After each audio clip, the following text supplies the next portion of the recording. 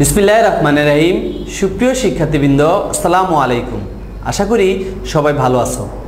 Banasree national idol স্কুলের home স্কুলিংয়ের পক্ষ থেকে আমি মোহাম্মদ কামরুজ্জামান রনি সবাইকে শুভেচ্ছা ও স্বাগত জানিয়ে শুরু করছি আমার আজকের ক্লাস। আজ আমি নবম শ্রেণীর শিক্ষার্থীদের জন্য জেনারেল ম্যাথের একটি গুরুত্বপূর্ণ টপিকস পরিমিতি অনুশীলনী 16.4 নিয়ে আলোচনা করব। শিক্ষার্থী বন্ধুরা, আজ আমি অনুশীলনী 4-এর প্রথম ক্লাস নেব। সেজন্য আমি অনুশীলনী 4-এর উপর যে গুরুত্বপূর্ণ সূত্রগুলো এগুলো আগে তোমাদেরকে দেখাবো। এরপর আমি এই অধ্যায়ের পাঠ্য বইয়ের বা মেন বইয়ের কয়েকটি অঙ্ক তোমাদেরকে করাবো। তো আমি আশা করি আজকের ক্লাসটা তোমরা খুব মনোযোগ সহকারে দেখবে, কারণ আজকের ক্লাসটা যদি তোমরা মনোযোগ সহকারে দেখো, পরের যে দুটি ক্লাস আরও হবে এই অধ্যায়ের জন্য সেগুলো তোমাদের কাছে সহজ মনে হবে। আর আমি প্রথমেই বলে নেই, আজ আমি তোমাদেরকে বোর্ডে যে অঙ্কগুলো দেখাবো সেটাই হবে তোমাদের আগামী দিনের SW, অর্থাৎ তোমাদের বাড়ির কাজ থাকবে CW to SW। আর যেহেতু আজকে ক্লাস নাম্বার 26, অর্থাৎ এর আগে 25টি ক্লাস হয়েছে, সুতরাং তোমাদের বাড়ির কাজ সংখ্যাও হবে 26। আর আজকে আমার পর্ব 9, কারণ আমি তোমাদেরকে ত্রিকোণমিতি পরিমিতি এই অংশটুকু দেখাচ্ছি, সেই হিসাবে বার্ষিকের আমার পর্ব 9। তো বন্ধুরা চলো আর কথা না বাড়িয়ে শুরু করি আমার আজকের ক্লাস। প্রথমে আমি এই অনুশীলনী 16.4 অধ্যায়ের অঙ্কগুলোর জন্য যে গুরুত্বপূর্ণ সূত্রগুলো লাগবে সেগুলো আগে তোমাদেরকে দেখাবো। এখানে আয়তাকার ঘনবস্তু, তোমরা আয়তাকার ঘনবস্তু চিনো, হতে পারে একটা ডায়েরি, হতে পারে একটা ইট, হতে পারে একটা বক্স। এই যে আমি একটা ছবি এঁকেছি, এটা একটা আয়তাকার ঘনবস্তু। এই আয়তাকার ঘনবস্তুর দৈর্ঘ্যকে আমরা যদি A ভাবি, প্রস্থকে যদি আমরা B ভাবি, উচ্চতাকে যদি আমরা C ভাবি, দেখো দৈর্ঘ্য A, প্রস্থ B, উচ্চতা C হয়, তাহলে আয়তাকার ঘনবস্তুর কর্ণের দৈর্ঘ্য মানে কি? মনে করো তুমি এই কোণা থেকে, আমি ভিতর দিয়ে দেখাতে পারবো না 3 ডাইমেনশন যেহেতু, ভিতর দিয়ে এই কোণা পর্যন্ত যদি একটা রেখা কল্পনা করো তাহলে সেটা হচ্ছে কর্ণের দৈর্ঘ্য। বা এটাও হইতে পারে এই কোণা থেকে ভিতর দিয়ে, বক্সের ভিতর দিয়ে এই পাশ পর্যন্ত যদি আড়াআড়ি একটি রেখা কল্পনা করো, সেটাই হবে আমাদের কর্ণের দৈর্ঘ্য। তো আয়তাকার ঘনবস্তুর কর্ণের দৈর্ঘ্য সূত্র হচ্ছে √A² + B² + C², এত একক। আমার ABC কি? দৈর্ঘ্য, প্রস্থ, উচ্চতা। 2 নম্বর সূত্র সমগ্র তলের ক্ষেত্রফলের সূত্র। তোমরা জানো একটা আয়তাকার ঘনবস্তুর তল হচ্ছে 6টা তল, আর সমগ্র তলের ক্ষেত্রফলের সূত্র হবে 2 × AB + BC + CA, এত বর্গ একক। 3 নম্বর সূত্র আয়তনের সূত্র ABC, অর্থাৎ দৈর্ঘ্য গুণ প্রস্থ গুণ উচ্চতা, এত ঘন একক। আয়তন সবসময় ঘন হয়। এরপর 2 নম্বর ঘনক। আয়তাকার ঘনবস্তু আর ঘনকের মধ্যে তফাৎ হচ্ছে আয়তাকার বস্তু দৈর্ঘ্য, প্রস্থ, উচ্চতা আলাদা হয়, কিন্তু ঘনকের দৈর্ঘ্য যদি A হয়, প্রস্থ A হবে, উচ্চতাও A হবে। অর্থাৎ দৈর্ঘ্য 5 সেন্টিমিটার হলে প্রস্থ 5 হবে, উচ্চতাও 5 সেন্টিমিটার হবে। অর্থাৎ একটা গিফটের বক্স যার সব দিকে সমান, দৈর্ঘ্য, প্রস্থ, উচ্চতা সব দিকে সমান। বা তোমরা ছক্কা বা লুডো খেলতে গিয়ে পাশা দেখেছো, সেটাও আয়তাকার ঘনবস্তু। তো ঘনকের, এটা আয়তাকার শুধু ঘনকের কর্ণের দৈর্ঘ্যের সূত্র। ঘনকের কর্ণের দৈর্ঘ্য তোমরা আয়তাকার ঘনবস্তুর মধ্যে ABC, এখানে যদি আমরা 3টেই A ভাবি, তাহলে A², A² A² 3A² হয়। আর রুটটা 3 উপর পড়লে √3, আর স্কয়ার রুট কেটে যায় A, অর্থাৎ আমরা এখান থেকেই এই মানটা আনতে পারি। কেন? ঘনকের দৈর্ঘ্য, প্রস্থ, উচ্চতা 3টেই সমান, 3টেই A। এরপর সমগ্র তলের ক্ষেত্রফল একইভাবে, এটা তোমরা A ভাবো, A ভাবো, তাহলে A², 3A², তাকে 2 দিয়ে গুণ করলে 6A² বর্গ একক। ক্ষেত্রফল বর্গ একক হবে। আয়তনের সূত্র লক্ষ্য করো, A গুণ করো A³ ঘন একক। এরপর আসো সিলিন্ডার বা পাইপ বা কুয়া বা বেলুন হচ্ছে যে আমাদের মারা বাসায় রুটি বানায় যে বেলুন দিয়ে, যেখানে হাতল থাকবে না, এই সেই বেলুন। এক পৃষ্ঠতলের ক্ষেত্রফল 2πr/h বর্গ একক। পায়ের মান তো তোমরা জানো 3.1416, আর আর হচ্ছে এখানে ভূমির ব্যাসার্ধ। এটা যদি ভূমি হয় তার ব্যাসার্ধ এইটুকু হচ্ছে আর এর মান। আর এই ব্যালনটার উচ্চতা যদি এইচ হয় বা সিলিন্ডারের উচ্চতা যদি এইচ হয় তাহলে এর পৃষ্ঠতলের ক্ষেত্রফলের সূত্র 2πr/h, এত বর্গ একক। সমগ্র তলের ক্ষেত্রফলের সূত্র 2πr/h তো থাকবেই, সাথে দুইটা বৃত্ত অর্থাৎ 2πr²। লক্ষ্য করো, নিচে একটি বৃত্ত, উপর একটি বৃত্ত, সব মিলিয়ে সমগ্র তলের ক্ষেত্রফল 2πr/h, এটার সাথে আরে দুইটা বৃত্ত যোগ হবে। এইটাও লেখা যায়, কেউ যদি এখান থেকে 2πr দুই জায়গা থেকে কমন নেয় তাহলে h + r এভাবেও লেখা যাবে, বর্গ একক। আয়তনের সূত্র, সিলিন্ডারের আয়তনের সূত্র হচ্ছে πr²h, ঘন একক। শিক্ষার্থী বন্ধুরা, এই হচ্ছে এই অধ্যায়ের জন্য গুরুত্বপূর্ণ কিছু সূত্র। যদি তোমরা এগুলো ভালোভাবে নোট করো বা মাথায় রাখতে পারো তাহলে এই অধ্যায় তোমাদের কাছে একদম সহজ মনে হবে। চলো তাহলে আমরা আজকে অঙ্কে চলে যাব।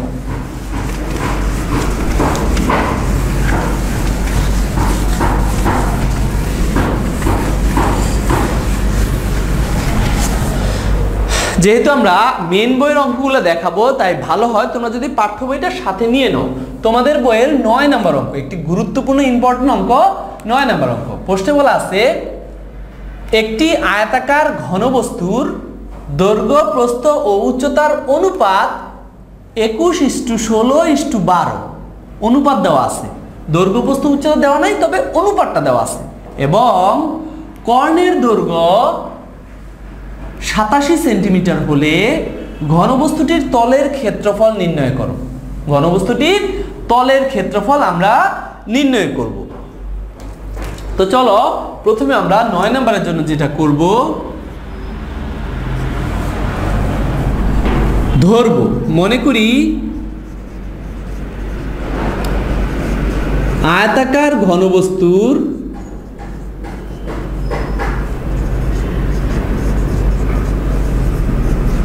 দৈর্ঘ্য, আমরা দৈর্ঘ্যকে এ ধরব, তবে এখানে দৈর্ঘ্যটা অনুপাত আকারে আছে 21। অনুপাত মানে কি? এটার সাথে এমন একটা কিছু গুণ আকারে আছে, এটার সাথেও তাই, এটার সাথেও তাই, কিন্তু কত গুণ আছে আমরা জানি না।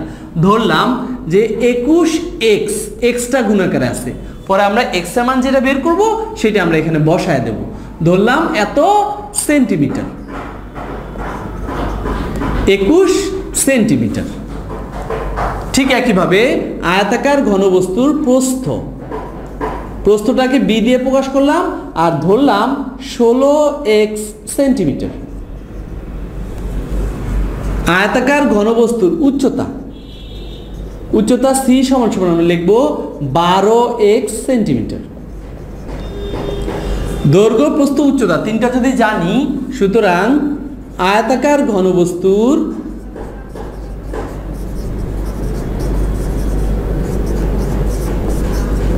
কর্ণের দৈর্ঘ্য, আমরা কর্ণের দৈর্ঘ্য সূত্র একটু আগে তোমাদেরকে দেখিয়েছিলাম।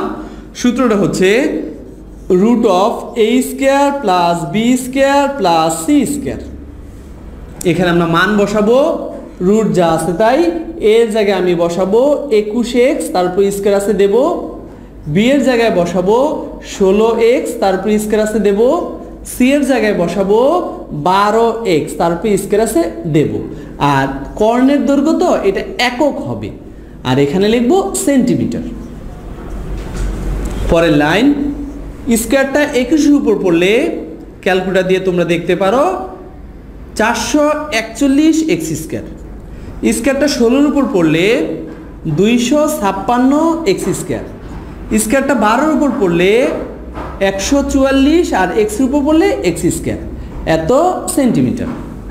এবার আমরা যোগ করব, যোগ করলে 4 6 10 আর 1 11 1 হাতে আছে 1, 5 5 10 আর 4 14 4 হাতে আছে 1, 2 2 4 আর 4 81x², এত সেন্টিমিটার। এখন এই রুটটা 481 এর উপরও পড়বে, x² এর উপর পড়বে। 481 এর উপর রুটটা পড়লে আমরা পাবো 29, আর x² পড়লে স্কয়ার আর রুট কেটে যাবে, থাকবে এত সেন্টিমিটার। আমি x ধরে কর্ণের দৈর্ঘ্য পেলাম 29x, আর প্রশ্নে কর্ণের দৈর্ঘ্য দেওয়া আছে 87 সেন্টিমিটার। তাহলে আমি এখানে প্রশ্ন মতে লিখতে পারবো যে 29x যেই কথা 87 একই কথা, বা x সমান সমান এখান থেকে আমরা x এর মানটা বের করতে পারবো। 87 কে 29 দিয়ে ভাগ করলে ক্যালকুলেটর আমাদেরকে দেখাবে 3। তাহলে x এর মানটা আমরা পেয়ে গেলাম। তার মানে এখানে আমরা x এর মান বসাই দিলে দৈর্ঘ্য প্রস্থ উচ্চতা পেয়ে যাব। তো লিখি, সুতরাং আয়তাকার ঘনবস্তুর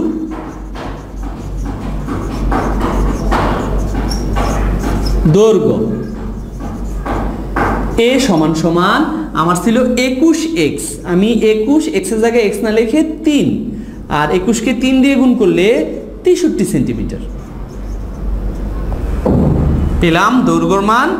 আয়তাকার ঘনবস্তুর প্রস্থ, প্রস্থকে আমরা b দিয়ে প্রকাশ করব। এখানে দেওয়া আছে 16x, তার সাথে x এর জায়গায় 3 লিখব, গুণ করলে 48 সেন্টিমিটার। আয়তাকার ঘনবস্তুর উচ্চতা c সমান সমান ওইখানে দেওয়া আছে 12x, আমরা x এর জায়গায় যদি 3 লিখি 3 12 36 পেয়ে গেলাম দৈর্ঘ্য প্রস্থ উচ্চতা, অর্থাৎ a b c এর মান পেয়ে গেলাম। আমার কি দরকার? আমার দরকার সমগ্র তলের ক্ষেত্রফল। তো চলো আয়তাকার ঘনবস্তুর সমগ্র তলের ক্ষেত্রফল, সমগ্র তলের ক্ষেত্রফলের সূত্র আমরা জানি, একটু আগে তোমাদেরকে দেখাইছি, 2 × AB + BC + CA এত বর্গ একক, ক্ষেত্রফল বর্গ হবে। 2 যা আছে তাই, এর জায়গায় আমি একটু আগে এর মান বের করছি 63 × B এর জায়গায় B এর মান 48 48 + 48 × C এর জায়গায় C এর মান 36 প্লাস 36 ইন্টু এটা এর জায়গায় এর মান বসাবো 63 এত বর্গ সেন্টিমিটার। এরপর তোমরা ক্যালকুলেটর নেবে, ক্যালকুলেটরে প্রথমে গুণের কাজ, 63 আর 48 যদি গুণ করো ক্যালকুলেটর তোমাদেরকে দেখাবে 3024 প্লাস 48 আর 36 গুণ করলে 1728 প্লাস এই দুটো 63 আর 36 গুণ করলে 2268 বর্গ সেন্টিমিটার। এটা তোমরা ক্যালকুলেটর চাপ দিয়ে করতে পারবে। এরপর যোগ করো, 4 8 12 আর 4 8, 20 শূন্য হাত আছে 2, 6 আর 2 8, 8 2 10 আর 2 12, 2 হাত আছে 1, 3 7 3 10, 10 শূন্য হাত আছে 1, 3 4 আর 3 7, 7 0 2 0 এত বর্গ সেন্টিমিটার।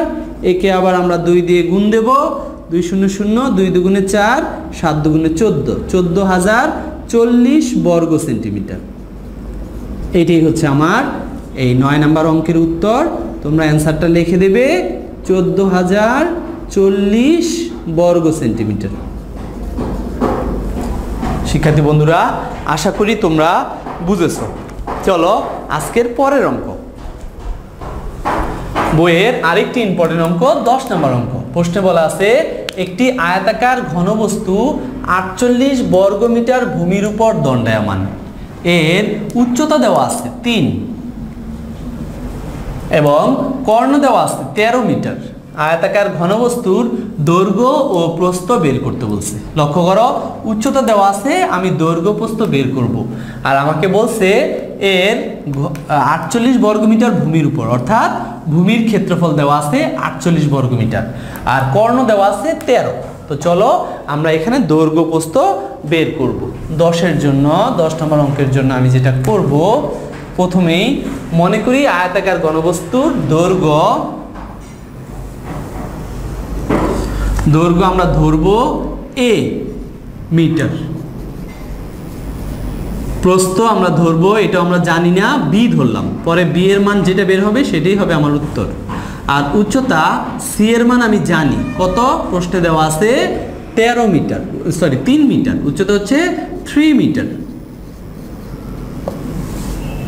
সুতরাং আয়তাকার ঘনবস্তুর কর্ণের দৈর্ঘ্যের সূত্র আমরা লিখছি, এটাও জানি, এখানে শুধু মান বসাবো।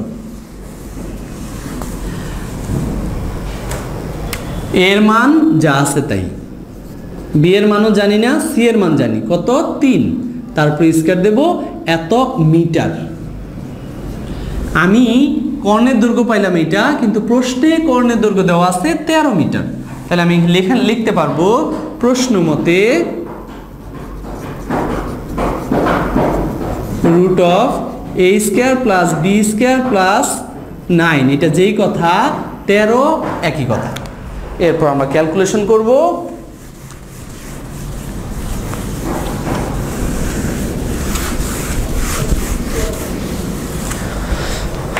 বা A square plus B square যা আছে তাই প্লাস 9ও যা আছে তাই, এটার উপর রুট যেহেতু আছে এই রুটটাকে ভ্যানিশ করার জন্য আমি একটা বর্গ করলাম। এই পাশে করলে ওই পাশটাও দিতে হবে, সাইড নোট উভয় পক্ষকে বর্গ করে। বা স্কয়ার রুট কেটে যাবে, থাকবে A square plus B square plus 9 সমান ওই পাশে 169। বা A square plus B square সমান এই প্লাসের নয় ওই পাশে গেলে তোমরা জানো মাইনাস হবে। 169 থেকে 9 বাদ দিলে আরো 160, এটাকে 1 নং দিয়ে আটকায় রাখলাম। এরপর আরেকটা জিনিস প্রশ্নে আমাকে দেওয়া আছে, সেটা হচ্ছে 48 বর্গ সেন্টিমিটার ভূমির উপর, অর্থাৎ ভূমির ক্ষেত্রফল।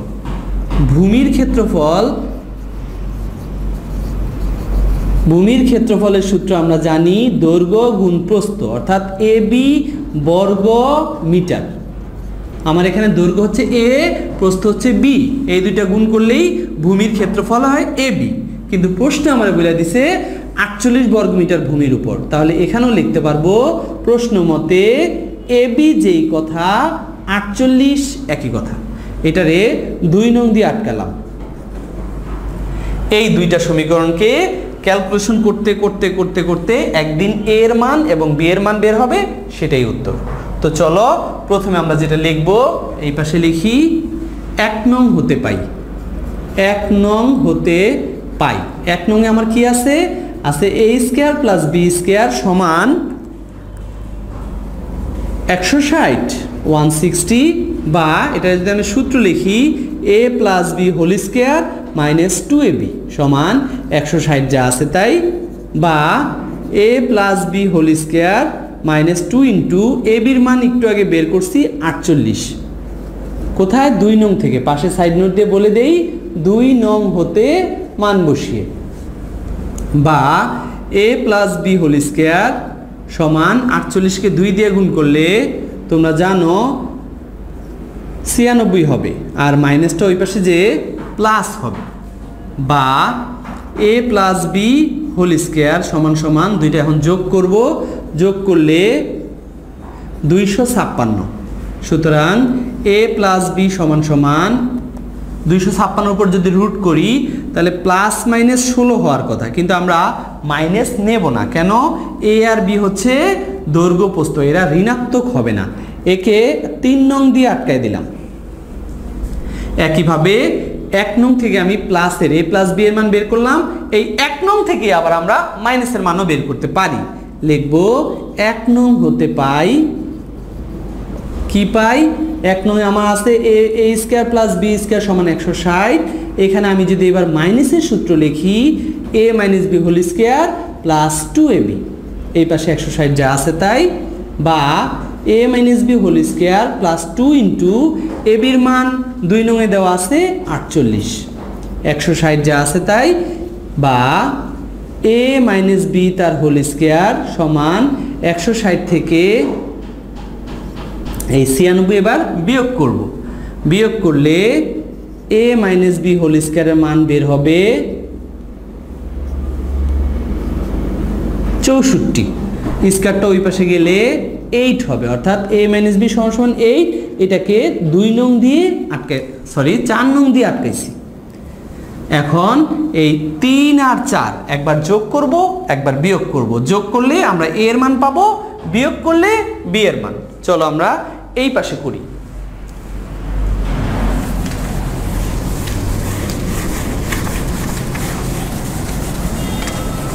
লিখব 3 ও 4 নং যোগ করি, 3 ও 4 নং যোগ করি। আমার 3 নংয়ে আছে a প্লাস b সমান 16, 4 নংয়ে আছে a মাইনাস b সমান 8। যোগ করলে a a যোগ হয়ে 2a হবে, b b কেটে যাবে, এই দুইটা যোগ করলে 24 বা a সমান সমান 24কে 2 দিয়ে ভাগ করলে দৈর্ঘ্য পেয়ে গেলাম আমরা 12। ঠিক একইভাবে 3 নং থেকে 4 নং বিয়োগ করি, 3 নং থেকে 4 নং বিয়োগ করি। আমার 3 নংয়ে আছে a প্লাস b সমান 16, 4 নংয়ে আছে a মাইনাস b সমান 8। বিয়োগ করলে চিহ্ন বদলাবে, প্লাস থাকলে মাইনাস, মাইনাস থাকলে প্লাস। এখানে a a কেটে যাবে, 2b সমান সমান 8 বা b সমান সমান 4। তাহলে আমার দৈর্ঘ্য হচ্ছে 12, আমার প্রস্থ হচ্ছে 4। দৈর্ঘ্য 12, প্রস্থ 4। সুতরাং নির্ণেয় দৈর্ঘ্য 12 মিটার, প্রস্থ 4 মিটার। এই দুটাকে উত্তর লিখে দাও। উত্তর দৈর্ঘ্য হচ্ছে 12 মিটার আর প্রস্থ হচ্ছে 4 মিটার। শিক্ষার্থী বন্ধুরা, আশা করি তোমরা আজকের ক্লাসটি বুঝেছো। তারপরও যদি আজকের ক্লাসে কোথাও কোনো সমস্যা হয় তাহলে আমি তোমাদেরকে অনুরোধ করব, এখানে আমার মোবাইল নাম্বার দেওয়া আছে, তোমরা চাইলে এখানে ফোন দিতে পারো। আমি চেষ্টা করব তোমাদের যে কোনো সমস্যার সমাধান করতে। আর যাওয়ার আগে আরেকবার মনে করে দেই, তোমাদের বাড়ির কাজ থাকবে CW2 SW, অর্থাৎ আমি আজকে যে 2টি অঙ্ক করিয়েছি বোর্ডে, সেই 2টি অঙ্কই তোমরা আগামী দিন SW করবে। আর যাওয়ার আগে তোমাদের জন্য পরামর্শ, সামনে পরীক্ষা, পরীক্ষার কথা মাথায় রেখে এই কয়টা দিন একটু সিরিয়াস হও এবং ভালো করে পড়ালেখা করো। তোমাদের ভালো একটা রেজাল্ট আমরা আশা করি। আবার দেখা হবে নতুন কোনো ক্লাসে, নতুন কোনো বিষয় নিয়ে। সে পর্যন্ত ভালো থাকো। আল্লাহ হাফেজ।